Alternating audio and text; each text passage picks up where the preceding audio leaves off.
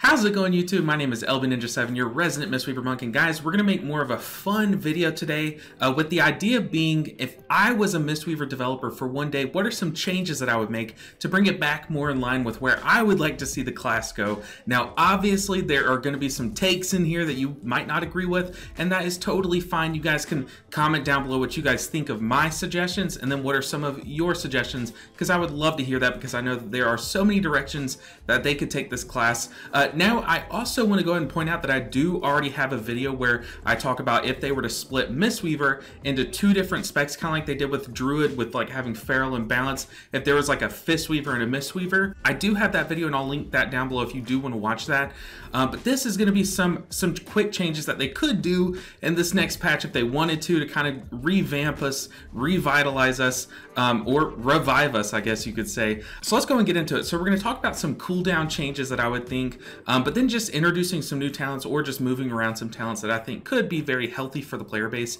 Now the question is, why would we want to do this? Well, I think Mistweaver is in a very fun spot. I am having as much fun as I have at my peak of fun with Mistweaver currently. I'm pushing keys more, I'm enjoying raiding more, but the thing is that it took a while to get there. There is a pretty large learning curve right now in the class because there are two completely different playstyles, it feels like, coming from Raid to Mythic Plus. So it kind of feels like there's one big hurdle or two big hurdles that you have to get over in order to learn the class, which other classes, other specs, other healers don't really have. So there are some gripes and some barriers for newer players to get into the spec. So let's try to correct that, make it also make it more of a powerful feeling class, one that kind of has the Holy Paladin treatment to make newer players get excited about trying the class.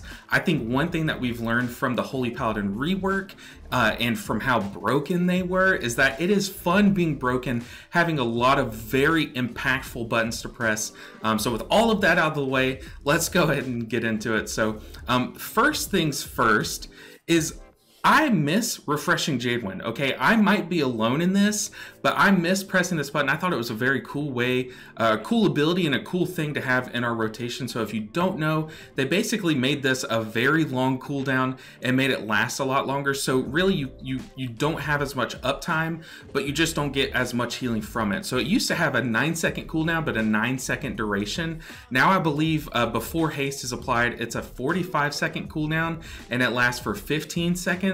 Those numbers might be slightly off, but basically you have a third of the uptime, which this ability, if you did not play back in Shadowlands, it was kind of like you could take it and it would be like a mainstay in your rotation. You would press it on cooldown because it just ticked a lot and it worked really well with the playstyle, but it's had a couple of changes over the years, mostly being to extend the duration and extend the cooldown, and they've kind of made it less of a rotational thing and more what should be kind of like a tertiary healing ability. So think like, I don't know, your Chi-Gis. It feels like they want it to be more like that, but it's just not that impactful. You don't want to use it once every 33 seconds. It is very cool, so I love this ability. I just think that there is really no point in which you would take this ability, so I think they need to revamp it. I think, personally, I would love to see its changes coming from Shadowlands into Dragonflight be completely reverted. I don't even know if we would take it in our raid build or even in our Mythic Plus build, because it just is a little bit clunky and it doesn't really fit in with the Vivify cleaving playstyle that we have currently.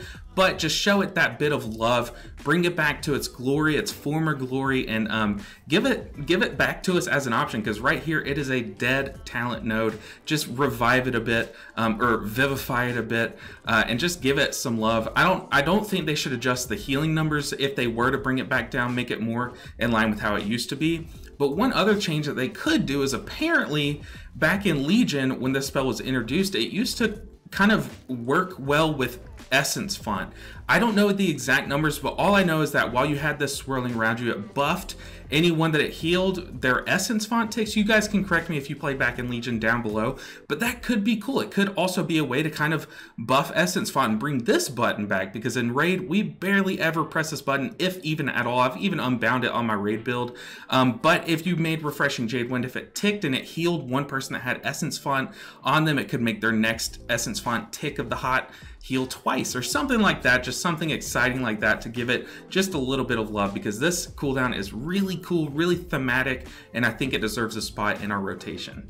All right, so that was more of a rotational change, but now let's talk about what I think could be a really strong cooldown. Now, I've talked about in the past one cooldown where we kind of apply a chi cocoon around the whole raid, but not really a bubble. It could just give us mitigation, but that's kind of been done before. I've also talked about a way that we could apply stagger, the brewmaster kind of passive ability, to the whole raid. That would be really cool.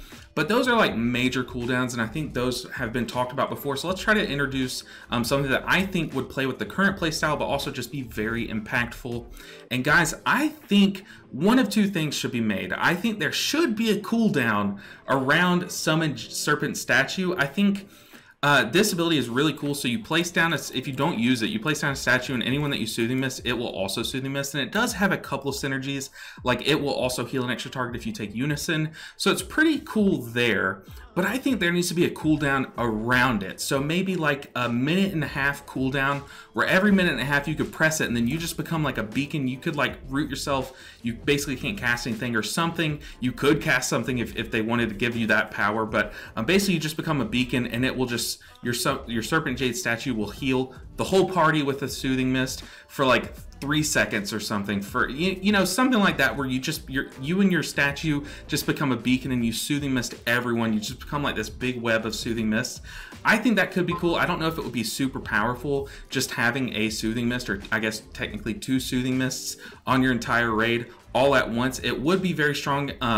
Obviously, if I Soothing Mist something and it's also Soothing Misting me, and I Vivify, only I cast Vivify. The Serpent Jade statue only casts Soothing Mist. So I think that could be a cool little thing, and it could be very powerful. Maybe that would be more of a 3-minute cooldown, now that I'm thinking about it, if it were to heal the whole party or the whole raid. But I think that could be very cool. And if not the whole raid, just for, you could basically strengthen or empower your totem for the next like 5 seconds, and it just picks 5 people to heal instead of 1, and then all of those could work with Unison if they wanted, or just one of those could work with Unison. I just think there needs to be some way to make this awesome spell. I mean, look at that. That is kind of like the theme of our class. Just make it more sexy. I just think they need to make it more sexy. But if they don't want to do that, because I do kind of understand how it would be awkward to have a Mistweaver cooldown tied to one of the monk tree talents, I would get that. I think, now this might be the hottest take of the video, but bring back Fallen Order. Oh, God, these takes are hot. Okay. Look, a lot of people did not like Fallen Order. For those of you who don't know, Fallen Order was a spell back in Shadowlands. It was one of our Covenant abilities, and we basically summoned a monk next to us, and that monk just had its own AI. It would just Soothing Mist and spam Enveloping Mists on people that needed healing. And now there were a bunch of other ways that you can empower it, like some legendaries, some other like passives that you can give it to make it basically spawn more monks, or last longer, or get its cooldown reduced. But for the most part, it was a 3-minute cooldown where we summoned a monk that would just spam healing to everyone around us, and it would only pick one target at once, but it would just constantly be healing whoever needed healing. So it was just all around an awesome cooldown, and it kind of felt like how Feline Stomp feels now, where it was intended to be a 3-minute cooldown, but what it really did was it kind of just upped our base healing. So a Mythic Plus, Feline Stomp, some people thought it was going to be a major cooldown, a 20-second cooldown, or I guess at the time it was a 30-second cooldown. And this was supposed to be like one of your rotational cooldowns. So Chi-Ji, and then we have like Revival, and then now we have Shaylun's Gift, but then we were supposed to have Feline Stomp. But now it's really like we always keep Feline Stomp up, and then we cycle between Revival, Chi-Ji, and Shaylun's Gift. So it would kind of be like that if you were to reduce its cooldown, but if you just keep it at a 3-minute cooldown without that cooldown reduction, I think that could be very balanced, very strong. And also, if you guys have been paying attention to the patch notes in 10.1.7, Druids are getting an ability like that. I believe they're going to spawn a little Treant, and it's going to spam Nourish, which is kind of like, if you want to think about it like a Vivify, it's just a single target pop heal to certain people that need healing. They kind of are getting that ability back in their own way, but I think that I would love to see Fallen Order back. Now, We don't have to give it the Phalanx treatment where we give it all of its little power-up talents. We could just make it a base Fallen Order, and I would be totally happy with that. But I loved that. Yes, I love being able to AFK and still do a lot of healing, because those guys, those little monks, did a lot of healing, especially when you optimized the rotation and got the cooldown down a lot. But if they took that away, I would be interested to see if it would still hold its power. Now, what's really the reason why I think we need another cooldown in our cooldown rotation?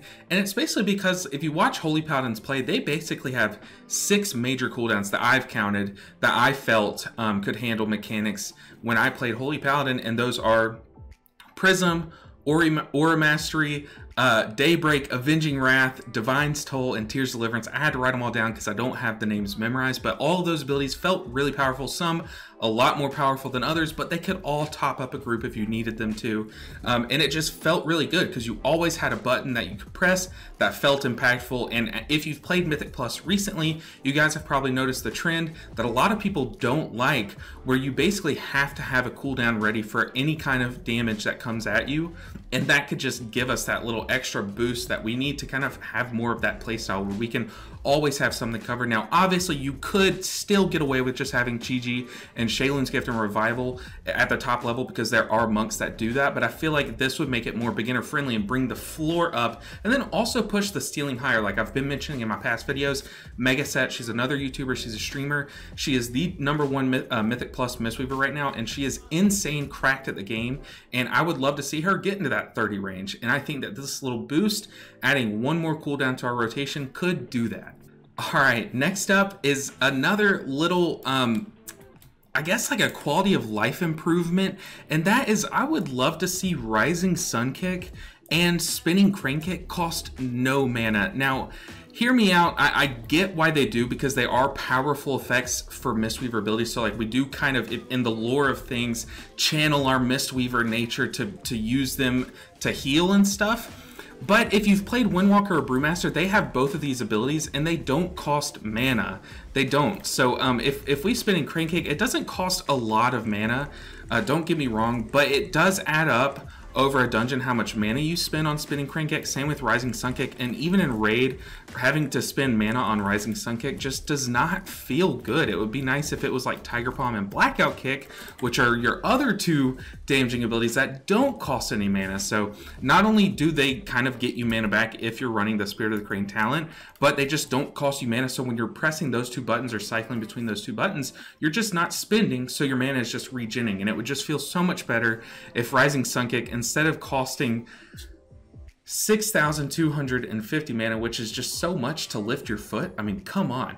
Like, take the mana cost off those things. One other thing that could probably be changed if they didn't want to do that is like Soothing Mist, taking the mana cost off this. It doesn't take a lot, so like these things would be minor changes to our mana spent over a fight, but they're just things to me that just make sense. Why do they cost mana? I just don't get it. But yeah, those, like I said, there are going to be some hot takes here. I just think that Rising Sun Kick and Spinning Crane Kick especially, it just doesn't make sense to me that these cost mana. And so another quality of life change is actually tacked on to this Overflowing Mists talent. Now, if you remember when they first announced the talent tree for Mistweaver, I made a video way back when where I was excited about this talent. It reads, your Enveloping Mist heal the target that they're on for 1% of their maximum health each time they take damage. So if you have your tank who has 750,000 health, it would heal them for 7,500 healing. So to me, this sounds amazing. Anytime anyone takes damage, you think about bosses that just take away health. Imagine this talent on the third boss of Halls of Infusion that is constantly just taking away your health bar. It could just add extra padding to that. But how it really works is, I believe they might have changed something since the last time I actually deep dived into this talent, but it only works when they are directly hit by damage. So if like someone stands in a swirly, or if your tank gets hit by the boss, or when they're directly hit like on purpose as opposed to just like ticking damage, So it is unfortunate how it does work and versus how it reads, because it reads like it would be actually really cool, a really fun way to just see extra green numbers on the screen, even for those of you who are just like addicted to those like crack like I am. But I just feel like this talent needs a bit of a buff or just a rework or something, because right now it is just not worth taking because it barely adds up in any amount of healing. All right, so this next change would kind of bring some talents out into the limelight while also removing some talents that we never take, and then also make some things make a bit more sense. So what am I talking about? I'm actually talking about, so if you look, Ancient Teachings and Clouded Focus were both legendaries that they brought from Shadowlands into Dragonflight, and they share a choice node. You still have a choice between one of these two legendary passive abilities. Now, if you look, Rising Mist was it was a talent. It was one of the keystone talents, one of the bottom row talents in Shadowlands. So this was the talent that we worked toward once we hit the max level. However, Tear of Mourning was a legendary. So it just kind of feels awkward that we're choosing between two legendaries and then one talent and one legendary to me. Because if you look, another legendary from Shadowlands was Invoker's Delight, so it gets its own node. Basically, all of the legendaries only compete with legendaries. I might be missing another legendary that kind of snuck its way in that we never played with. But one thing that I would love to see is just get these two talents split up. I mean, Rising Mist is just such a powerful ability. Being able to extend your HOTS, which extends your ramp, makes your ramp more powerful, just adds so much more healing over fight. You should never not take Rising Mist. I hate using a double negative, but you guys understand what I mean. Rising Mist is just that powerful that one of my favorite abilities in Tear of Mourning just gets overshadowed. It basically buffs the cleaving of your Vivify and makes your Renewing Mists also cleave a little bit through your enveloping, your enveloping mist cleave a little bit from your renewing mist. So I would love to see Tear of Mourning just basically either get moved to another talent node or just move to a completely different spot on the talent tree, so it's not competing with such a a prime talent like Rising Mist, and I think it could make a lot more sense. So I would love to see Tear of Mourning maybe move over here where these two talents, the Tea of Serenity, Tea of Plenty. Now, if you've watched my videos since Dragonflight first came out, I started off being a huge fan of these abilities. I mean, you press Thunder Focus Tea, and if you have these plus Focus Thunder, you can just get 3 or 4 empowered spells, and it was really cool, really fun, but not good, not practical. You should basically never take one of these talents. You guys have, I've only seen, I study raid logs for Mistweavers, and I have only seen one of these talents taken once in one of the top like 10 Mistweaver logs. Or Mistweaver kills on any given boss since they have been introduced. They are just, they don't have a niche. They don't deserve the right to be a keystone talent like some of these other ones like Rising Mist, Invoker's Delight, Unison, even Mending Proliferation, or Awaken Phelan. All those feel like keystone talents. These do not. So I would love to see these just get removed, or maybe moved like down here, move this over here or something, but just get these off the keystone row, move Tear of Mourning over so we can actually play with Tear of Mourning plus Rising Mist, because those two pair so nicely together, extending your Renewing Mist and Enveloping Mist on any targets with Rising Mist so that your Enveloping Mist cleave more onto your Renewing Mist targets. Just imagine how sick that would be. I do get from a balance standpoint why they have them kind of competing with each other. However, I would just love to be able to play with both of them at the same time because it would be so powerful. And then, like I said, just get these two talents out of here. Now, also bringing back one of my former points, Fallen Order could also go right here. So whether they make Fallen Order compete with Tear of Mourning, I don't know. That would be up to them. But if they don't split these two up, then add Fallen Order right here and move these talents like down here, or I don't know, somewhere else. Just get them off the keystone row. Fallen Order would be great here because imagine a Mythic Plus, you could come down this way, get Awakened Phelan and Fallen Order. It would just be amazing. But yeah, like I said, these two just feel so out of place. They don't have a niche. They're kind of awkward. They're really cool, don't get me wrong. So I would love to see them have a different spot on the tree. Like maybe like down here, like between Revival and Thunder Focus Tea. I don't know, but where they are right now, it just is not deserving. And Tear of Mourning definitely deserves some limelight. All right, so the final change that I'm going to talk about is my favorite one. Okay, so if you played back in Shadowlands, Ancient Teachings felt super impactful, specifically when you would Rising Sun Kick, because back then it did 2.5 times your damage as healing. So whenever you Rising Sun Kick, it would basically top up even a tank's health bar. It felt super impactful to press. But coming into Dragonflight, not only did they nerf Ancient Teachings down to 150 and now 135% of the damage that you do, but they've also shown some love to all of the other abilities that work with Ancient Teachings except for Rising Sun Kick. So what am I talking about? Well, now we proc Ancient Teachings off Phaline, so we kind of run these hand in hand in Mythic Plus. We obviously don't run this in Raid anymore, but they've added all 4 of our main damaging spells, so Tiger Palm, Blackout Kick, Rising Sun Kick, and Spinning Crane Kick. Rising Sun Kick is the only one that hasn't seen any love, like true love, coming into Dragonflight. So Spinning Crane Kick basically gets a new ability or a new secondary passive from Awakened Phaline. It now heals 3 of your targets by 70% of your damage. Tiger Palm, if you're on your Phaline, now strikes twice. And then Blackout Kick now hits 2 additional targets and has an additional chance to reset your Rising Sun Kick. So Blackout Kick feels great to press. It feels like if you stack it up nicely, you get like 12 hits. It feels very strong. Tiger Palm allows you to do that. You hit twice for every 1 time you press it as long as you're on your Phaline. Spinning Crane Kick, I don't even have to tell you guys why it feels very impactful, very powerful nowadays, because it's empowered by Awakened Phaline. But where does that leave Rising Sun Kick? Yes, Rising Sun Kick still has Rising Mist, but it had that in Shadowlands.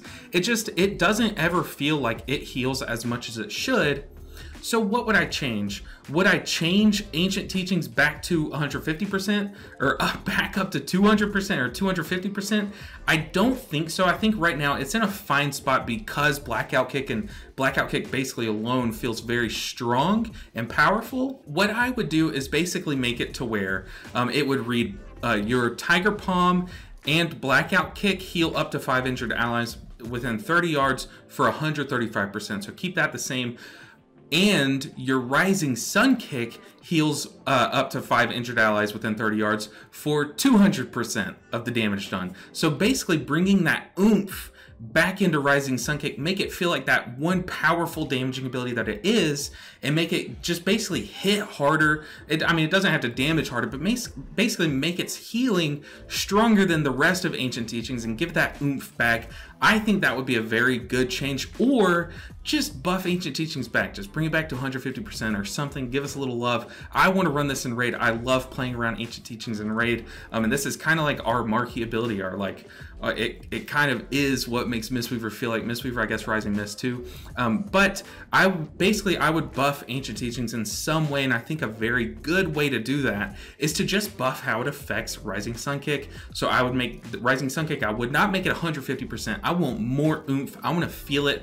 When I Rising Sun Kick, I want to see health bars move like I do when I press Spinning Crane Kick on Phaline or Blackout Kick on Phaline. I want it to have an impact outside of just applying a hot and Rising Mist, which I know is very strong, but I'm talking about with Ancient Teachings alone.